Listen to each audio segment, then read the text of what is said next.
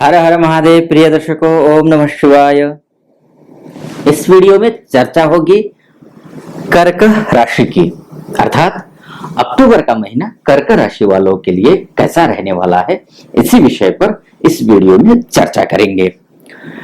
शनि की ढैया कर्क राशि पर चल रही है।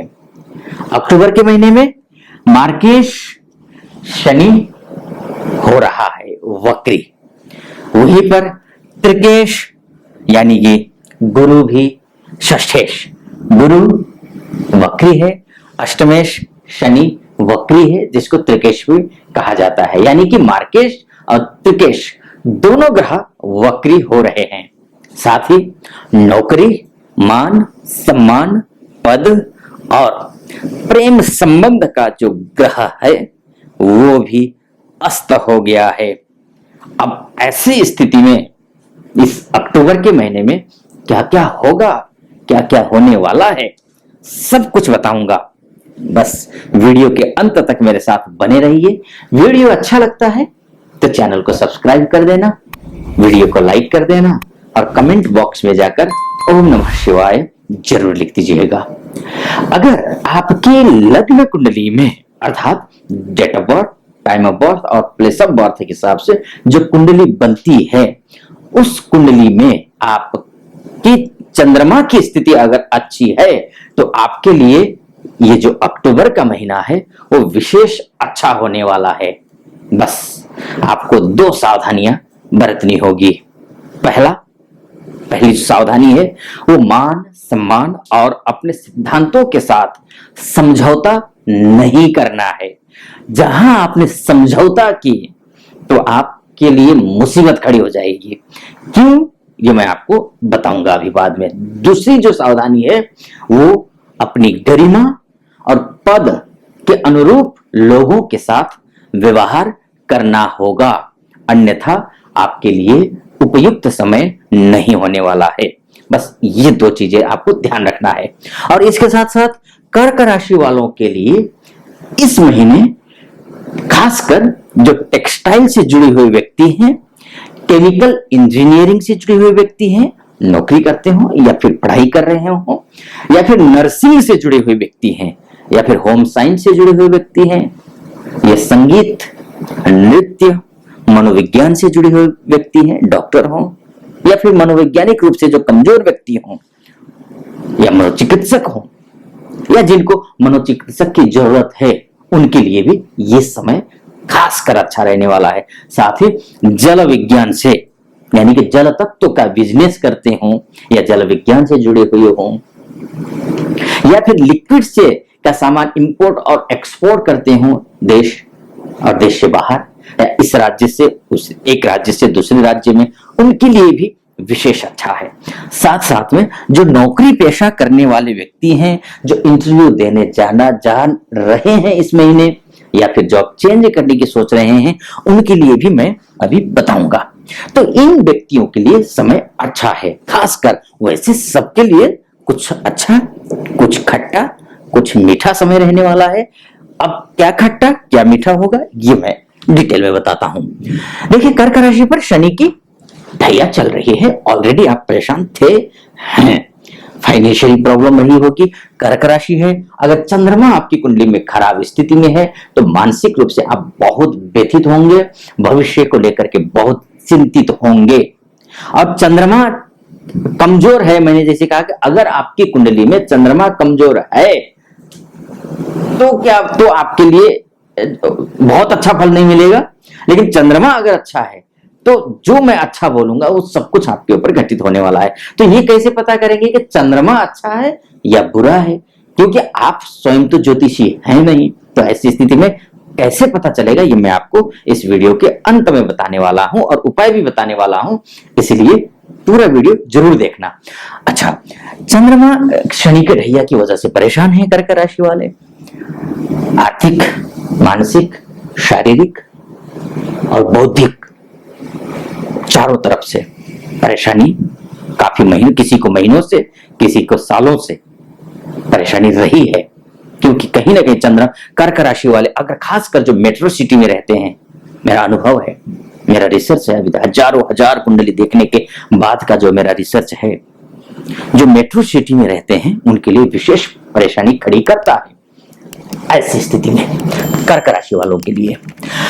तो विशेष अब ये महीना उनके लिए कैसा होने वाला है, देखिए जहां तक बात है घर खरीदने की सोच रहे हैं, इष्ट मित्रों का सहयोग चाहते हैं, माता जी की तबीयत हो या इष्ट मित्रों का सहयोग या फिर फ्रेंड सर्कल का सहयोग, भूमि खरीदने की सोच रहे हैं या फिर भूमि से संबंधित कोई मुद्दा है, ऐसा विषय है जो कोर्ट कचहरी के मामले में फंसा हुआ है, या फिर प्रेम संबंध में आप हैं और रिश्ते अच्छे नहीं हैं, तो उसके लिए तो बहुत अच्छा समय है, ये बहुत शानदार समय है।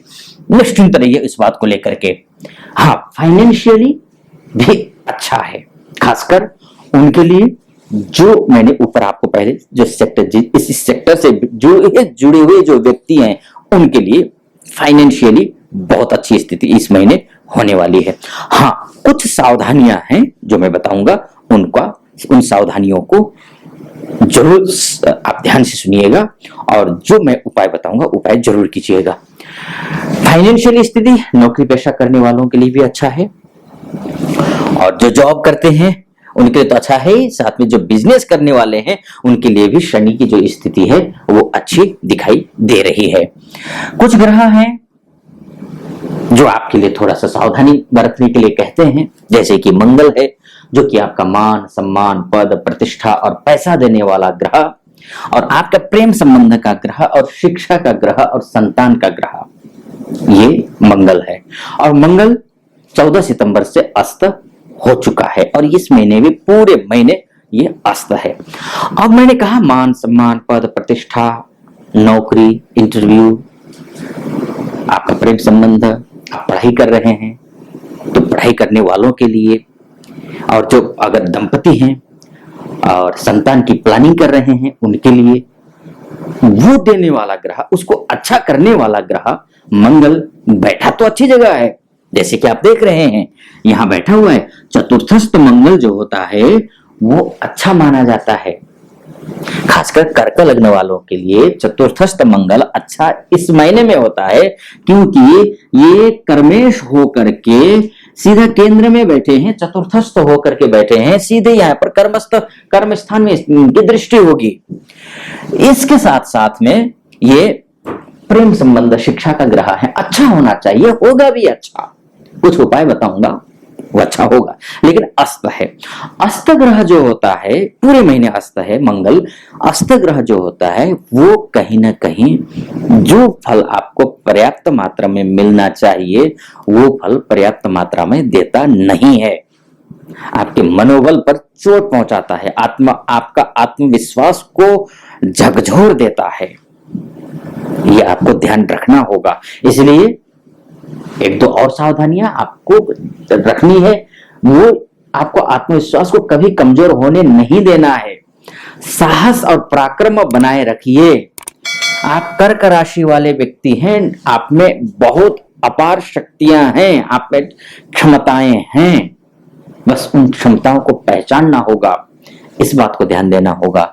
बाकी मंगल आपका अच्छा है, लेकिन अस्त होने की वजह से जो एक अच्छा फल देना चाहिए वो अच्छा फल संभवतः कम दे, वो पूरा फल मिले उसके लिए क्या करना है उपाय, आपको हनुमान जी की पूजा करनी है, साथ में आपको हनुमान चालीसा का पाठ करना है, या फिर आप हनुमान अष्टक का पाठ कीजिए, या फिर आप बजरंग बाण का पाठ कीजिए, या फिर अक्टूबर के महीने में 15 अक्टूबर से लेकर के नवरात्र शुरू हो रहे हैं, इन नवरात्रों में श्री राम रक्षा स्तोत्र इसका पाठ कर लीजिए 108 बार। तो ये जो मंगल जो अस्त हो रहा है ना, ये जो मंगल अस्त है इसका जो दुष्प्रभाव है वो आप पर भी नहीं पड़ेगा और आपके परिवार पर भी नहीं पड़ेगा और आपके मनोबल पर भी नहीं पड़ने वाला है। तो ये जरूर उपाय कर लीजिएगा। बाकी ठीक है, आपका भाग्य आपका साथ देने वाला है, क्योंकि राहु और गुरु तो वक्री हो गया है 4 सितंबर से लेकर के, लेकिन राहु से अलग हो रहा है, ये भी अच्छा है, क्योंकि राहु अब 30 अक्टूबर को इसी साल इसी महीने के एंड में 30 अक्टूबर को गुरु से अलग हो जाएगा। गुरु से अलग होने से पहले कुछ अच्छा फल भी देगा। गुरु वक्री है, लाभेश भाग्येश जब वक्री हो जाता है, विशेषकर गुरु गुरु तो चेष्टावली होता है। जब चेष्टावली ग्रह होता है तो उच्च के समान फल देता है। हाँ, राहु से युति संबंध होने की वजह से थोड़ा जितना अच्छा देना चाहिए उसमें थोड़ा सा कम करेगा, लेकिन अच्छा तो देगा, बढ़िया करेगा। बस आपको अगर कोई समस्या आती है, आपके अपने भाग्य के अनुरूप नहीं मिलता हुआ दिखाई दे रहा हो, तो बृहस्पति की पूजा कर लीजिएगा। ओम नमो भगवते वासुदेवाय इस मंत्र का जप कर लीजिएगा। फिलहाल मैंने आपसे कहा था, वादा किया था शुरू में कि आपको कैसे पता चलेगा कि चंद्रमा आपकी कुंडली में कमजोर है। उसके कुछ लक्षण हैं। 2 तरीके हो सकते हैं। एक तो किसी विशेषज्ञ आचार्य के साथ, आप जो ज्योतिष आचार्य हैं उनसे आप परामर्श लीजिए, कंसल्टेशन लीजिए और उनसे पूछिए कि चंद्रमा की क्या स्थिति है। एक तो वो। दूसरे जो तरीके हैं वो आपको कुछ संकेत मिलेंगे, आप में वो लक्षण हैं जो मैं बताऊंगा। अगर वो लक्षण हैं तो निश्चित रूप से मानकर चलिए कि आपके लग्न कुंडली में चंद्रमा कमजोर है। जैसे कि चंद्रमा कमजोर जब होता है तो जातक के सिर में दर्द होता है। अगर बार बार सिर में दर्द हो रहा हो तो समझ लेना चंद्रमा कमजोर है। और तनाव में ज्यादातर रहते हैं, छोटी छोटी परेशानियों को भी झेल नहीं पाते हैं। चंद्रमा जिसकी कुंडली में कमजोर होता है वो तनाव में रहते हैं। डिप्रेशन की स्थिति बनती है, नींद कम आती है, नींद ना आने की समस्या से वो हमेशा परेशान रहते हैं। अगर ऐसी स्थिति है तो समझ लेना आपकी कुंडली में चंद्रमा कमजोर है। मां से रिश्ते खराब रहते हैं, या फिर मां को कोई ना कोई तकलीफ बनी रहती है। या तो स्वयं के रिश्ते खराब होंगे या फिर माताजी अक्सर बीमार रहती हैं, पड़ी रहेंगी। जातक को मां का सुख कम मिलता है। तो ऐसी स्थिति में भी, या फिर किसी का ऐसा भी होता है कि जैसे जन्म हुआ कुछ सालों बाद माताजी का अचानक देहांत हो गया, तो ऐसी स्थिति भी है अगर, तो समझ लेना आपकी कुंडली में चंद्रमा की स्थिति अच्छी नहीं है। गलत भावना में गलत निर्णय ले लेते हैं, यानी कि भावुक होकर के किसी ने आपको बहलाया फुसलाया, दूसरों को बातों में जल्दी आ जाना और बहला फुसला करके गलत निर्णय दिला देते हैं। ऐसी स्थिति में अगर ऐसे आप हैं तो समझ लेना कि आपका चंद्रमा कमजोर है। उसके साथ ही वास्तु के दृष्टिकोण से भी अगर सब कुछ ठीक है लेकिन आपके घर में वास्तु दोष है, जैसे कि घर का वायव्य कोण दूषित होने पर भी चंद्रमा खराब हो जाता है। ऐसी स्थिति में भी आपको पर्याप्त फल नहीं मिलेगा। घर में जल का स्थान दिशा यदि दूषित है, जल की टंकी आप सफाई नहीं करते हैं, जल की टंकी की जब पानी की टंकी की सफाई नहीं करते हैं तो भी समझ लीजिए, या फिर पानी गंदा आता है उसको आप जो गंदे पानी का इस्तेमाल करते हो तब भी चंद्रमा खराब होता है वास्तु के दृष्टिकोण से। पूर्वजों का अपमान करना भी नहीं चाहिए। अगर आप करते हैं या फिर श्राद्ध नहीं करते हैं, श्राद्ध कर्म भी करना चाहिए। अगर ये नहीं करते हैं, पूर्वजों का अपमान करते हैं, तब भी ये मानकर चलिए चंद्रमा खराब है, आपके खराब हो जाएगा, यानी कि आपको पर्याप्त फल नहीं मिलेगा। जो अच्छा फल मिलेगा ये मैं कह रहा हूं वो फल आपको नहीं मिलेगा। साथ में माता जी का जो अपमान करने या उससे विवाद करने पर भी चंद्रमा अशुभ हो जाता है। तो इन चीजों का ध्यान रखना है। अगर ये लक्षण आप में हैं, चाहे वास्तु के दृष्टिकोण से या फिर जो उससे पहले मैंने आपको बताया उस हिसाब से, तो आप में ये लक्षण दिखते हैं तो समझ लेना आपकी लग्न कुंडली में चंद्रमा कमजोर है। तो ये वीडियो आपको कैसा लगा? अच्छा लगा हो तो चैनल को सब्सक्राइब कर दीजिएगा, वीडियो को लाइक कर दीजिएगा और कमेंट बॉक्स में जाकर ओम नमः शिवाय जरूर लिख दीजिएगा। फिलहाल अनुमति दीजिए। ओम नमः शिवाय।